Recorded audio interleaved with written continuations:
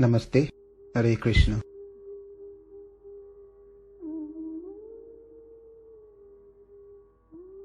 Ekam Shastram Devaki Putra Gitam, Eko Devo Devaki Putra Eva, Eko Mantras Tasya Namani Yani, Karmapi Ekam Tasya Devasya Seva. In this present day, people are very much eager to have one scripture, one God, one religion, and one occupation. Therefore, this sloka clearly says, Ekam Shastram Devaki Putra Gitam. Let there be one scripture only, one common scripture for the entire world. Bhagavad Gita. Eko Devo Devaki Putra Eva. Let there be one God for the whole world, Sri Krishna. Eko Mantrastasya Namani. And one hymn, one mantra, one prayer, the chanting of his name, Hare Krishna, Krishna Krishna, Hare Hare, Hare Rama, Rama Rama, Hare Hare. Karma api ekam tasya devasya seva. And let there be one work only, the service of the Supreme Personality of Godhead. We all have gathered virtually to learn the Mahatmyam of each chapter in Bhagavad Gita. Padma Purana in great detail explains the historic event that took place, and those details are actually a conversation or a dialogue between Lord Shiva and Mother Parvati.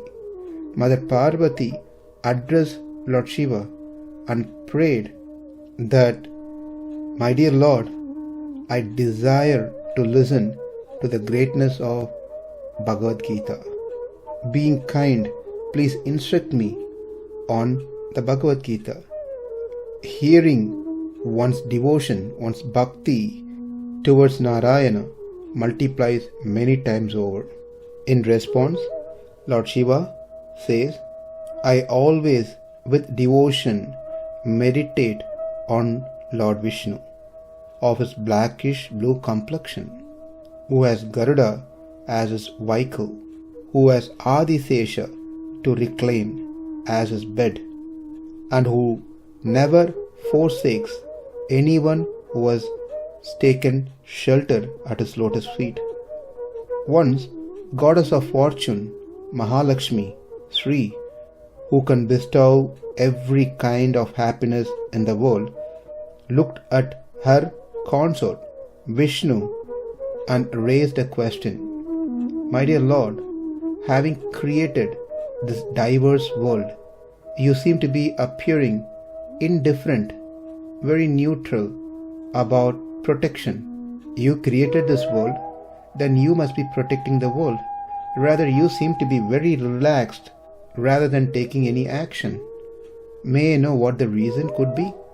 And Krishna responded to Mahalakshmi's question, Devi, nowadays I do not have any responsibility for the protection of the world. Hence, I have no worries and I am in bliss. Then Sri Mahalakshmi asked, all this time you had the burden of responsibility for the protection of the world. How come you do not have it now? What has changed, my lord? When I descended as Krishna, I taught the Gita Shastra, which is pure and concentrated essence of the Upanishads. I did this taking the opportunity in a manner to instruct Arjuna, and that Gita Shastra was proclaimed for the welfare of the entire universe. The great devotee Veda Vyasa rendered a great service to the humanity by incorporating that teaching in his great work Mahabharata. That Bhagavad Gita is now protecting the world. It is of limitless glory, and I shall tell you about it now. Then the Lord continued speaking the glories of Bhagavad Gita, that the Bhagavad Gita comprising 18 chapters constitutes my body. The first 5 chapters form my 5 faces. Chapters 6 through 15 are my 10 arms. The 16th chapter is my stomach. The 17th and the 18th chapter are my 2 feet. And one must meditate on the Gita in this manner. Whoever recites the Gita or listens to it with love and involvement, even if only a chapter or a half of it, or a verse, or a half of the verse, or a quarter of a verse, will get liberated from the shackles of samsara with great ease, as in the case of Susharma. When the Lord said this, then Sri Mahalakshmi enquires, who was Susharma? From where was he? How did he attain liberation? Please, my Lord, tell me in detail. Seeing the eagerness of Sri Mahalakshmi, who was wanting to know the glories of Bhagavad Gita, then the Lord started telling the historic incident that took place, which glorifies the first chapter of Bhagavad Gita. Long ago, there was a Brahmin by name Susharma, who was living in the northern side of the country. Though born as a Brahmin, he was not performing any of the duties that are ordained for a Brahmana. He was not doing the pujas, he was not reciting Vedas. Instead, he was engaged in sinful acts. He was drinking alcohol, chasing the women, eating meat, and many more sinful acts.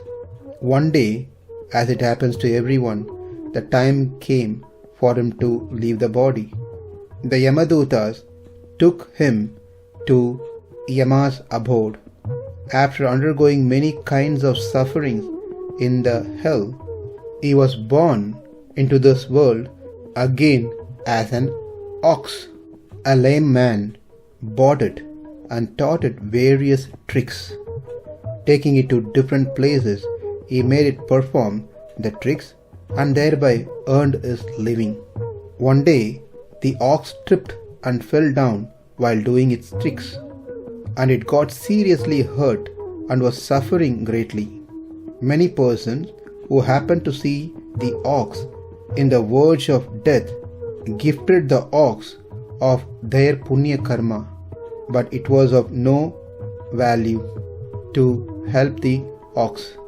At that time, a prostitute accidentally happened to pass by that scene. Seeing the suffering ox, she was deeply moved and prayed, O Lord of all, there is no possibility that I have ever done any good activity. I am only a great sinner. Nevertheless, if I have ever done any deeds, good deeds, unknowingly, I now gift a part of the merit to this ox. When this was said, the ox died at once, and it reached the realm of Yama, Yama the god of death. Yamaraj looked at the person who had died as an ox, said, because of that little merit that you got gifted by the prostitute, you are freed from the sins to suffer in the hell. You will be born on the earth as a Brahmana and will retain the memories of your previous life. Then that person was born in this world as a Brahmana. Unlike the previous times, he was careful and conducted himself properly in this lifetime. He studied the Vedas, cultivated good qualities, and very carefully abstained, kept himself away from all the sinful activities, bad habits. He was liked by everyone, and he remembered his past life, and he wanted to find that prostitute who saved him in the previous life by donating, by gifting her merit to him. With great difficulty, he finally found her and spoke to her. My dear mother, in my previous life, I was the ox that you saved me. I sincerely thank you for giving your merit as a gift to me, which really saved me from the sufferings of the hell. And now I am born as a Brahmana. I will never forget your help. I am very grateful to you. May I request you to tell me what is that meritorious act you did which saved me? That woman pointed to a caged parrot and said, "This parrot keeps saying something every single day. Perhaps hearing it I earned the merit, I think." Then the Brahmana enquired of the parrot what it said, and the parrot started speaking. "O Brahmana, I too was a Brahmana like you in my previous life. I learnt all the Shastras and studied the Vedas very well. I started giving discourses from the Puranas and earned wide respect from many. I became too proud and I started to look down on all the other scholars. I was at that time rated highly. Then I started demanding heavy fees for my discourses, and I did many such sinful deeds. Consequently, I am born as a parrot. I am very thankful for some of the merit that I did in my previous life, which earned me the association of being in a hermitage of great rishis in this lifetime as a parrot. The residents of the ashrama in that hermitage used to recite daily the first chapter of Bhagavad Gita with great devotion and involvement. Hearing it repeatedly, I could memorize it. Then I too joined them in the recitation. One day, a hunter stole me and sold me to this woman. Even after coming here, I kept reciting the first chapter always, and this woman listens to it with great interest. Thereby she earned the merit.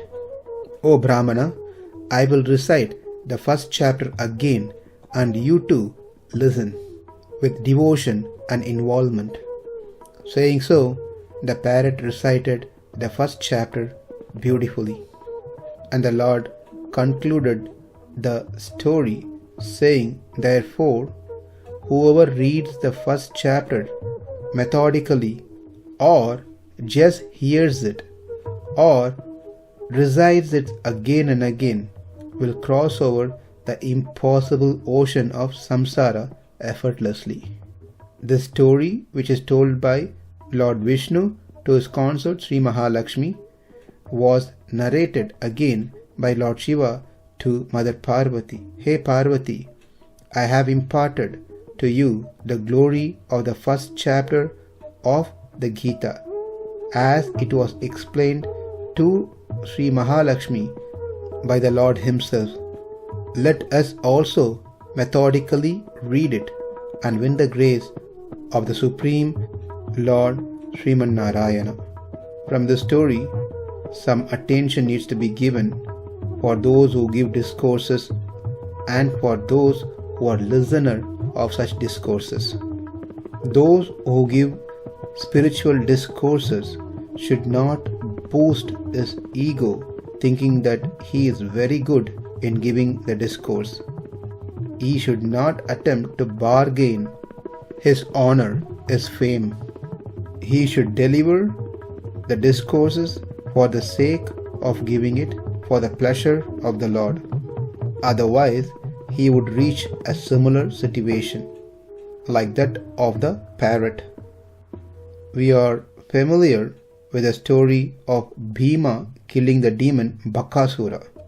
It is said that Bakasura in his previous birth was a narrator of the Puranas. He was a Pauranika, but he was never satisfied with the fee he received and kept demanding more and even more. disheartening the listeners. And because of that behavior, he was born as Bakasura. And those whom he ate up as Bakasura were the ones who had listened to his discourse and cheated him of his fees, though they could well afford to pay him. Therefore, both the speaker and the listener must be very careful in this matter. The speaker should not be greedy, should not be after money for giving spiritual classes. Whatever comes, he happily takes it. And the listener should not be meager when they have enough to give to the speaker. That is, the historical event took place in glorification of chapter 1, where in this chapter Arjuna developed affection and compassion towards the enemies on the battlefield, that too after blowing the conch. He became confused. He felt that fighting in the war was unrighteous, and to resolve his confusion, he sought refuge in Sri Krishna and became his disciple. The very essence of the Upanishads is for the uplift of the entire humanity, and Bhagavad Gita is the essence of all the Upanishads, Gita Upanishad. Therefore, it is very important that one studies Bhagavad Gita very systematically, starting from chapter 1, with love and involvement. Thank you. Hare Krishna. Namaste. Hare Krishna.